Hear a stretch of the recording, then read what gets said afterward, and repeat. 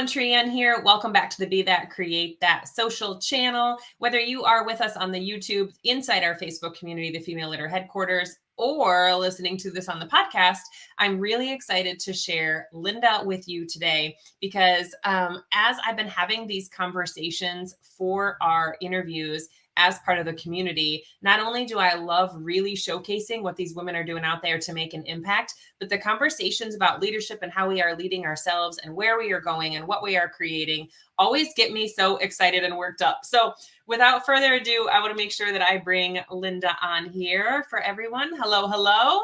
Hello, nice to see you again. Yeah, I'm so ready for our conversation. We had a good one before we got started. So why don't you just share with the community a little bit about your passions and how that has gotten you to where you're at today? Well, I would say on a high level, because if you look at my career path, it's been quite spotted. My passion is really connecting people and really creating community and helping people work together well. So I started out as a corporate climber. I call myself that now because in the retrospect, my whole life was my career and I didn't really care about much else. But I did in that time manage to meet a nice guy and get married. And at one point he came home and he said, "What do you think about moving to Tokyo for my career?"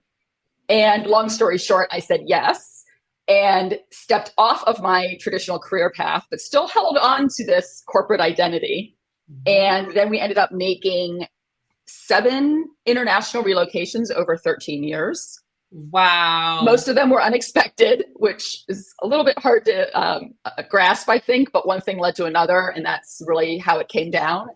And then we repatriated to Chicago almost 7 years ago now. And I'm now coaching other women like myself who have given up their career or their other purpose in life to go overseas with their partner.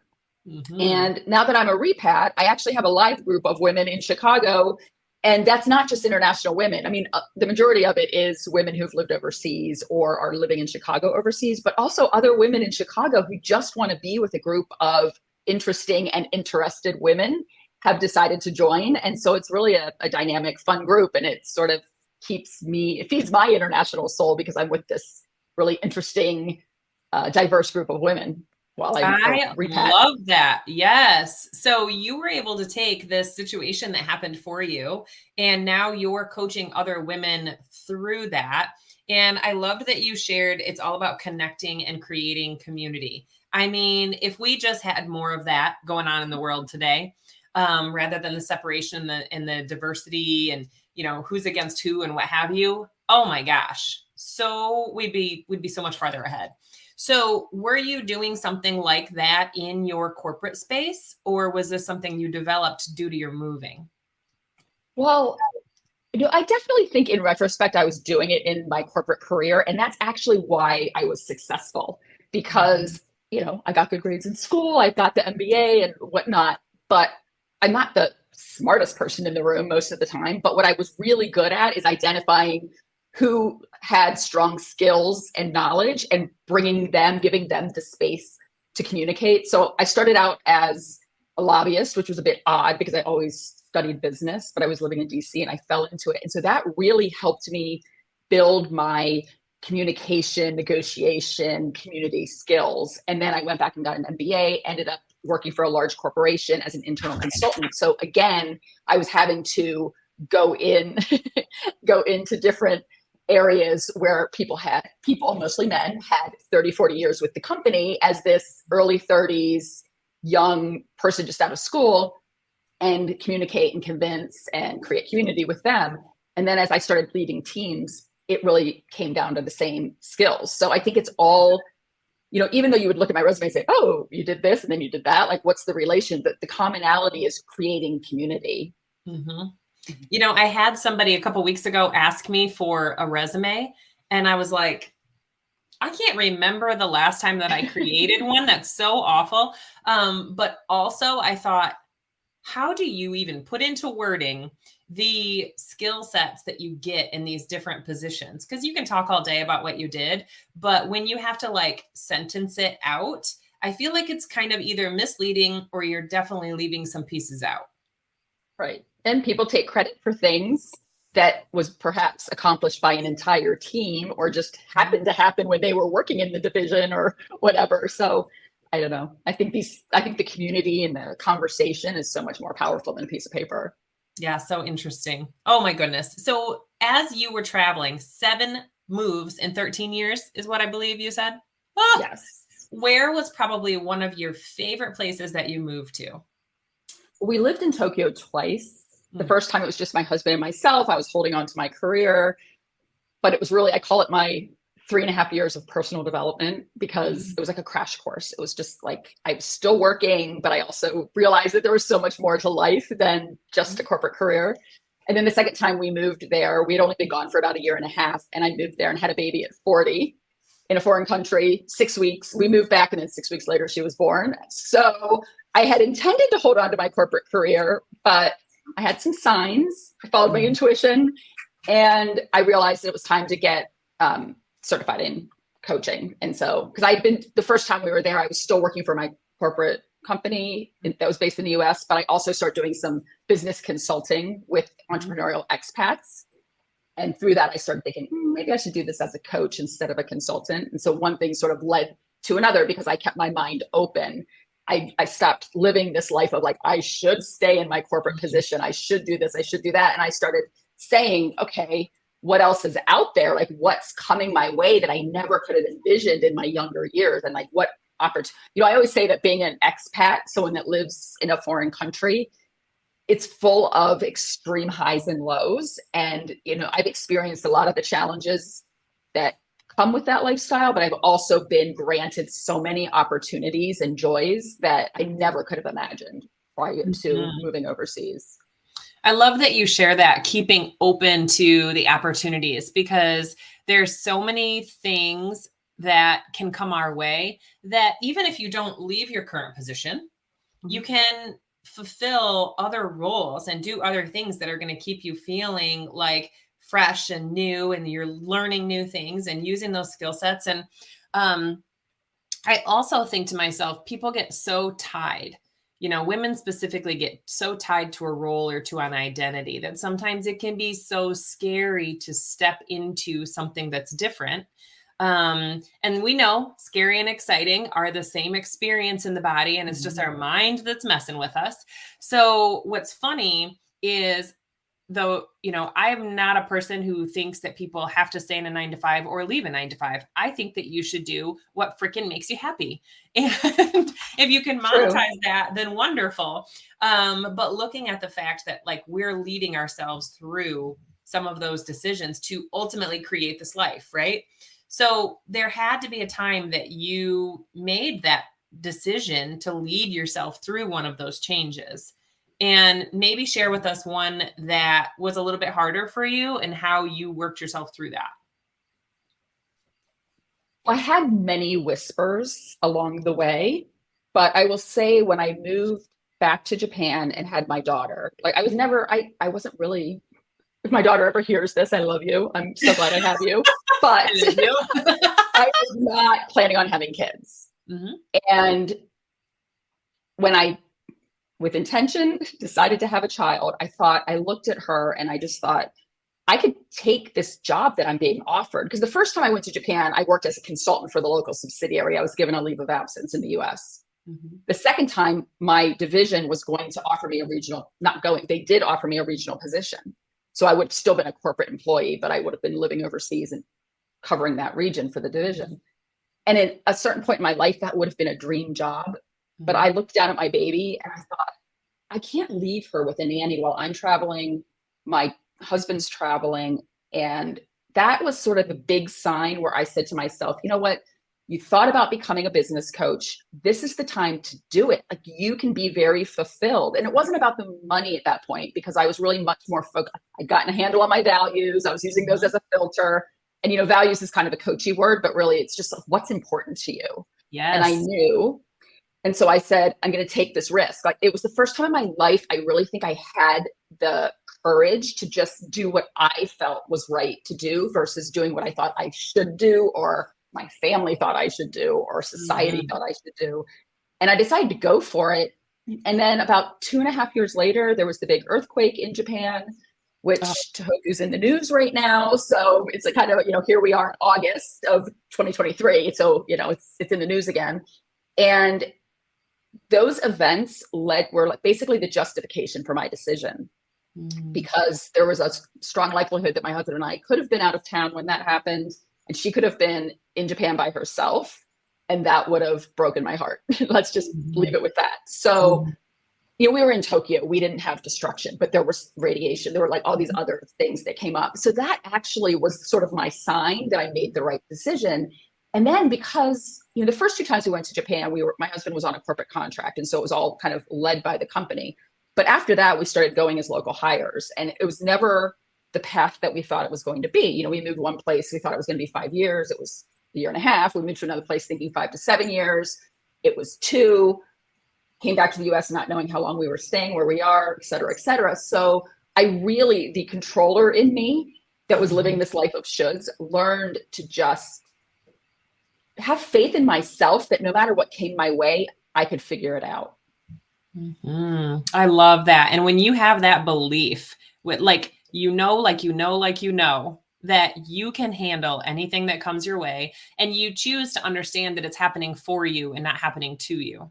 That's a beautiful thing. That is you taking, leadership over what's your future looks like. I love that. So when you think about this community that you've built there in Chicago, then how would you maybe share about how you started that community and what got that started for you? Well, I've always, I try to nurture my international soul, I call it now, because I love living an international life. But for a variety of reasons, we have chosen to stay in Chicago for now. And so I've always, intentionally or unintentionally, had friends with international experience. And during COVID, when we were all kind of stuck in our houses and then slowly we could start to go outside, I thought, I can start up a meetup group for international women in Chicago and just see who's out there. And right away, I started getting these women joining who were saying, oh, I moved to Chicago during COVID. I know nobody. And I had my coaching business and I thought, I could start doing some programs online for the group that are a bit personal development, but also just a large part of connecting. And people loved it because it was just a way to connect with other locals. And so one thing led to another, and then we were able to start meeting in person. And so now it's more of a combination of meeting in person just to make that connection and create friendships and to have a community. And then also partly personal development, because, I'm a life coach. I'm a bit of a personal development junkie. And so the things that I'm reading or that I'm using with my own clients, my private clients, I love to share with other people, because it's one little tool can make such a mindset shift that you kind of walk away oh, wow, that's a whole new, somebody turned the lights on and I understand. So every time I have one of these gatherings, the women leave. And like I said, some of them now aren't even people that have lived overseas. They're just interested in the group and what we do. And so people always leave saying it's so nice to be with a group of people who just get it, whatever that may be, get how they think, get the experience they've had or whatever. And so the group continues to grow and to evolve. And I get so much out of it myself that we're going to keep it going. Yeah. What's so interesting is, so this reminds me of in 2015, I started listening to podcasts, and one of the podcasts that I listened to, it was a weird time. It was right after I had my second daughter, and my sister was like, you should listen to podcasts. I was like, I don't even know where you get that or how you do that. I was so frustrated, and turned me into even more of a personal development junkie than I kind of already was. And one of the things that I heard on a podcast once was a woman said, she was talking about all these networking groups that she was going to and she was doing, and she was really enjoying them. And she said, I was in a small town and I didn't have one of these local to me that I could be a part of. So I decided, if I don't have it, I'm going to create it. And I was like, that is genius. And more people need to do that. So it reminds me of that situation. And that's actually where my business name, Be That Create That, came from. Because it was like, if you don't have it already, how do you get it started? And let's make it happen. Right. So I love that you are, an example of being able to do that. Thanks. Yeah, I love how that story, because it's really you were open to it, right? Like you had these thoughts and then it just hit home with you. And now look what you have. Like, it's amazing. And, as a lead, like I try to be a leader with this group. Like I say to them, we're all on this journey together, but I also try to lead by example because I have had a lot of times in my, for example, when we first moved to Japan and my husband went off on his new fancy business trip and I'm sitting there on a leave of absence. I hadn't started my job there yet because I had to create it. I was given this contact with the local subsidiary, but I had to create what it was going to be. And I looked around, my container hadn't arrived yet. My dirty white walls in my new apartment. I was just started crying. I was like, what did I do to my life? I worked so hard and now I've given it all up. Now, of course, that was a moment. And then I got my act together and I realized that I had a lot of opportunities. But the reason I really started my business, because like I said, I started out as a business coach because that's what I knew. And I could say to people, like, I'm no longer attached to this big company, but I'm now a business coach.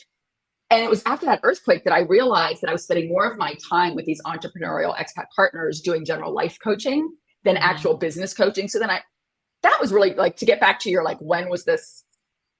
It was when I had my baby, but it was also after that earthquake, I was like, that was the next step where I was thinking, I can tell people I'm a life coach for international women and be proud of that. I don't have to say I'm a business coach who used to work for XYZ. And that was so freeing. And so I try to use, that journey that I went on to finally break free from my corporate job and I'm not saying you have to break free from your corporate job, but for my prediction of our future lifestyle, that's what made sense. I feel like I can help make it easier and help them adapt more quickly by sharing my experience and like using tools with them that I wish I would have had back then. So, I mean, that's really, I'm trying to use my leadership skills with this group in Chicago, and I try to do it with my client just to help make the journeys that they're on a little bit smoother, so to speak, than the one that I took. Right. I love that. And everybody needs a guide. You don't have to be their hero because really they're their hero in their own life, but we all need a guide of some sort that's kind of been there, done that. This is what I tried. This is what you could try, right? I believe every coach needs a coach and every mentor needs a mentor because it's that ripple effect. It's the ripple effect of making a difference in one person's life and then they feel inspired to do it for another. So it'd be interesting to know the people that have gone through your community or gone through your group, then based on that confidence and that excitement for their travels and where they're staying now, like, what have they done with that? What has that encouraged them to do? So I think that's wonderful work that you're doing. I appreciate that because I do think it ripples for sure. And I've seen it. So. And even to their families. I mean, I have 2 young girls. And when I think about my girls seeing me do what I do and how that can encourage them to do something different for themselves. It's like, it's not just about you. It's about the people that you're impacting along the way. I am going to go ahead and put your website up, and then we'll also make sure we put those in the show notes. But what kind of things will people be finding on your website? So they can find the links to my social media. I share a lot of tips and resources and just keeping it real, like with what's going on in my own life on Instagram, especially. And there's also a opportunity to set up a call with me. I'm always happy to share resources. Like I always tell people, I don't feel like I'm going to put a big sales job on you. Like just call me if you have a question about international life or Chicago or whatever it may be. I'm always happy to chat and meet other people. So you can sign up for my newsletter also. I think that's great. Well, thank you so much. One last thing, what is something that you feel like you're creating or something that you envision with your business that you're super excited about? Well, the group that I have, I'm actually turning it into a membership, and there'll be memberships for people who are local in Chicago as well as living elsewhere, because it'll be part virtual and part in person. And I would love to invite people to take a look at my website for updates on that, sign up for my newsletter to get the latest ideas. Because we do have some people who have since left Chicago that want to stay connected. And I just thought, well, you don't have to live in Chicago to be part of this group. Like it's a great community and there's a lot of online programming that we offer. So I'd like to invite people to take a look at that. Yeah, that's great. You're doing some good stuff. I'm so excited for you and your future. And I can really tell that it lights you up and fulfills you. And isn't that what we all want, right? For sure. Yes. Thank you so much. Yeah, thank you for being on with us today. And I hope that you guys were inspired by this interview with Linda today, because like I said, this is how, which is so funny, how Be That Create That started was I just decided if I want it, probably so do other people. So I'm going to create it, right? And I love that you are a living example of that. All right. So you can find more from Linda through her website, also in our Female Leader headquarters. If you're listening to this on the podcast and you want to see our faces, you're welcome to jump on the YouTube. We'll make sure that link is down below for you as well. And thank you guys so much for being a part of the community and with us today as we interview more and more women that are doing some great stuff out in the world. And contact us if you would like to be part of the interview sessions as well. All right, everybody, have a great day, and we'll see you on the next one.